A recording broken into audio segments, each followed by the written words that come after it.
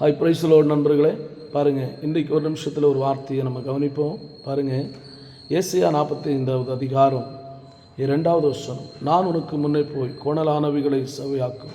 ஆம், ஆண்டவர் உங்களுக்கு முன்னாடி போவார்னா கோணலானவைகளை கர்த்தர் செவ்வையாக்குவார். வாழ்க்கையில் பலவிதமான கோணலான அனுபவங்கள் இருக்கிறது.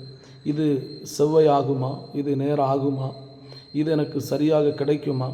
இந்த இடத்துக்கு நான் சரியாக சென்றடைவேனா என்று சொல்லி பலவிதமான கோணலான சூழ்நிலைகளிலே வாழ்ந்து கொண்டிருக்கிறீர்களா? ஆண்டவர் சொல்கிறாங்க, நான் உனக்கு முன்னே போய், கர்த்தர் உங்களுக்கு முன்னே போகிறார் என்பதை உணர்ந்து கொள்ளுங்கள். அடுத்து பாருங்கள், அவர் கோணலானவைகளை செவ்வையாக்குகிற தேவன். உன்னுடைய வாழ்க்கையில் எந்தெந்த பகுதிகள் கோணலாக இருக்கிறதோ, வாழ்க்கையில் முன்னேற்றம் இல்லாமல், நடக்க முடியாமல், பலவிதமான குழப்பம் நிறைந்த வாழ்க்கையாக இருக்கிறது, அவைகளை செவ்வைப்படுத்துகிற தேவன் உனக்கு துணை நிற்கப் போகிறார்.